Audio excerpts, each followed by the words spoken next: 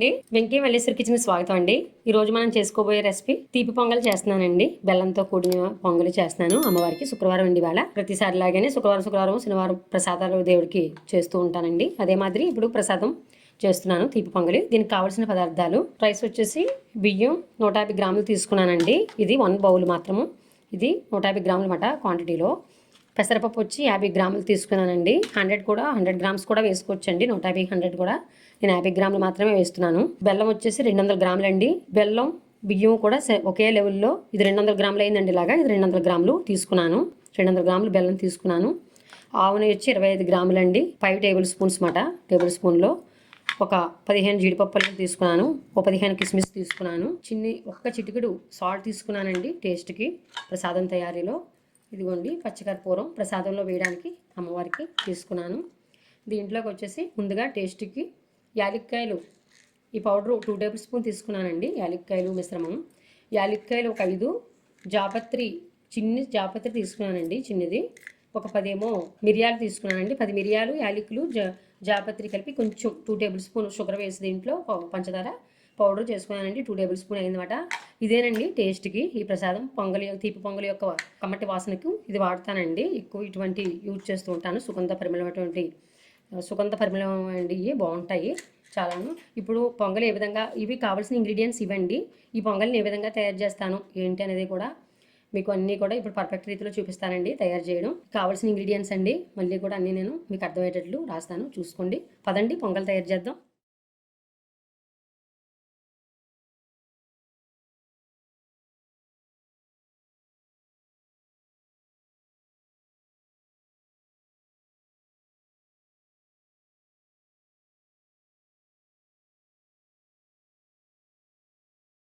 గిన్నె పెట్టుకున్నాను కదా, స్టవ్ ఆన్లో పెట్టానండి.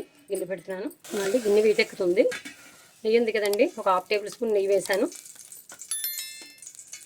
పెసరపప్పు ఉంది కదండి, శుభ్రంగా వేరి చక్కగా పెట్టుకున్నానండి. పెసరపప్పు వేస్తున్నాను. వేయందామండి ఇది.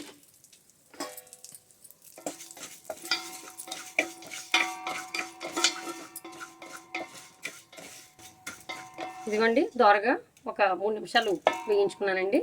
ఇది వేరే దాంట్లో మార్చేద్దాం. ఇదిగోండి వేరే బౌల్లో మార్చేసాం కదా పెసరపప్పు వేపి. మళ్ళీ స్టవ్ ఆన్ చేస్తున్నాను.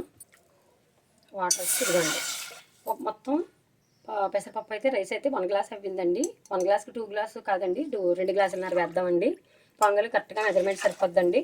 1 గ్లాస్ అవి పెసరపప్పు అవి కూడా మొత్తం నేను ఇవ్వండి 2 గ్లాసున్నర వాటర్ వేసానండి. ఇలాగ వాటర్ వీట్ అవుతుందండి. రైస్ కడిగేసుకుందాం. మూత వేస్తున్నాను అండి. బౌల్ పెట్టాం కదా, వాటర్ ఇవ్వండి బౌల్ తీసాను. వాటర్ కొంచెం మరుగుతుంది.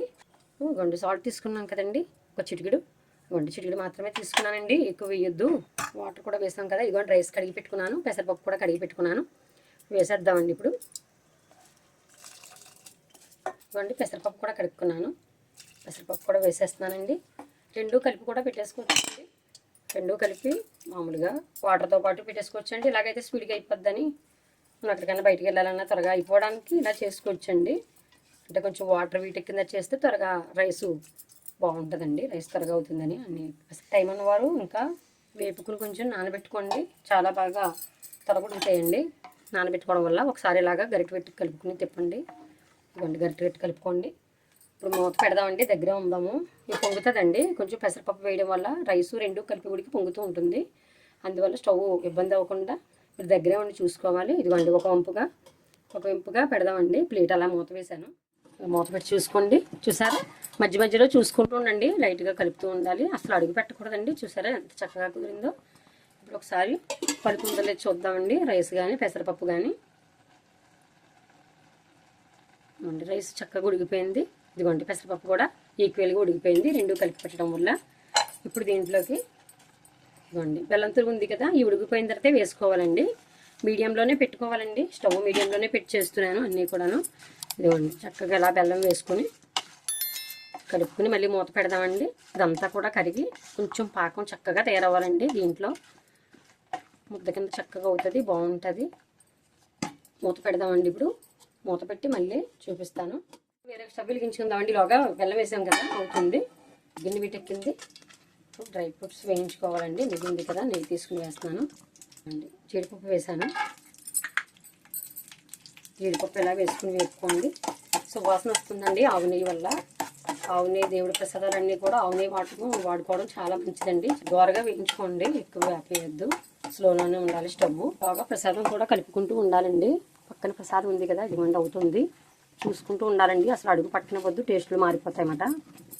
మరొక భగవంతు దేవుడికి పెట్టేది కదండి మరి, అందువల్ల అది కూడా స్లోలోనే పెట్టుకున్నాను. ఇది అయిపోతుంది చూసారా, ఇలాగా లైట్ గోల్డ్ కలర్ వచ్చే వరకు వేయించుకోవాలి. తీసేస్తున్నానండి. ఇప్పుడు బౌల్లో తీసానండి. మళ్ళీ కిస్మిస్ ఉన్నాయి కదండి, అవి కూడా వేయించుకుందాము.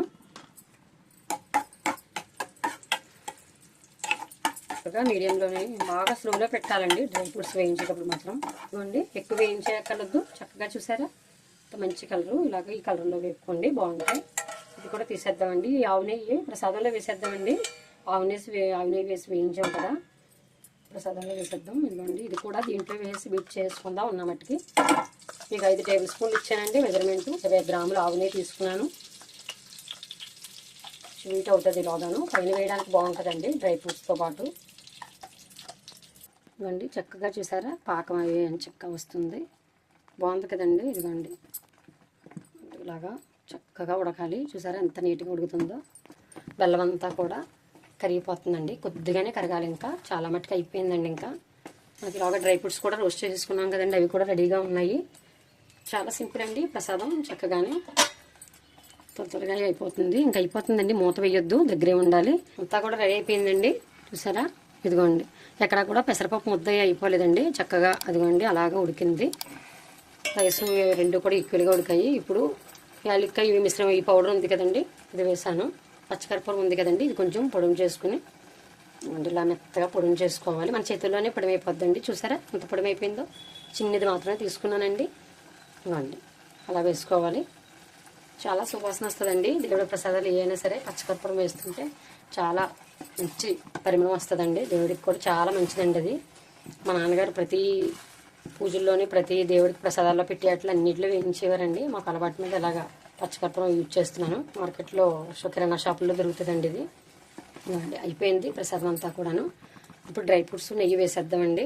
ఇవ్వండి, ఆవు నెయ్యి వేడి చేసుకున్నాం కదా, ఆవు నెయ్యి అంతా కూడా వేసేస్తున్నానండి. డ్రై ఫ్రూట్స్ ఉన్నాయి కదా, ఇవి కూడా ఇవ్వండి, ఇవన్నీ కూడా వేసానండి. మొత్తం కూడా వేసేసాను అండి. ప్రసాదం దగ్గర చూపిస్తాను అండి. చూసారా ఎంత చక్కగా కుదిరిందో ప్రసాదం అంతా కూడా. భగవంతుడికి ఈ మాదిరి చేసుకోవాలండి, చాలా బాగుంటుంది. మన ఇంట్లో ఫంక్షన్లు కూడా చేసుకోవచ్చండి ఇవి, దేవుడికే కాకుండా ఎప్పుడన్నా పిల్లలు తినాలన్నా, ఏమైనా పార్టీలు ఉన్నా, చిన్న చిన్న భోజనాలు అవి కూడా స్వీట్ అలా వడ్డించాలి కనుక అలా చేసుకోవచ్చండి, చాలా బాగుంటాయి. మూత పెట్టేద్దామండి. అన్నీ వేసేసాను. మనం టేస్ట్ అయితే చేయొద్దు, ముందు అమ్మవారికి పెట్టాలి కదండి. పెట్టేపోయే ముందు మీకు బౌల్లో వేసి సర్వ్ చేసి చూపిస్తానండి. ముందు ఏ రకంగా కుదిరిందో మీరు కూడా చూద్దరు కానీ. స్టవ్ ఆఫ్ చేసేస్తున్నానండి. చూసారు కదా ఫ్రెండ్స్, ఏ విధంగా తయారు చేశాను. తీపి పొంగలండి, బూరుగుపూడి బెల్లంతో చక్కగా ఆవు నెయ్యితో డ్రై ఫ్రూట్స్ అన్నీ వేసుకుని దేవుడికి ప్రసాదం అమ్మవారికి ఇచ్చేసానండి శుక్రవారం వల్ల. ఈ చక్కగా చేసుకుని స్వామివారి అమ్మవారికి కూడా ప్రసాదంగా పెట్టుకోండి, చాలా బాగుంటుంది. మన ఇంట్లో కూడా ఏదైనా ఫంక్షన్ అవుతుంటే కూడా ఇలాంటి స్వీట్ తయారు చేసుకోవచ్చు, చాలా బాగుంటుంది. ఇంగ్రీడియంట్స్ అంతా కూడా నేను పర్ఫెక్ట్ రీతిలో ఇచ్చానండి. ఈ రెసిపీ చూసి చక్కగా మీరు తయారు చేసుకుని నా కామెంట్ సెక్షన్లో మళ్ళీ కామెంట్ పెట్టండి. ఈ వీడియో నచ్చినట్లయితే లైక్ చేయండి, షేర్ చేయండి, మన ఛానల్ని సబ్స్క్రైబ్ చేసుకోండి. వీడియో చూసినందుకు ధన్యవాదాలండి. Bye friends.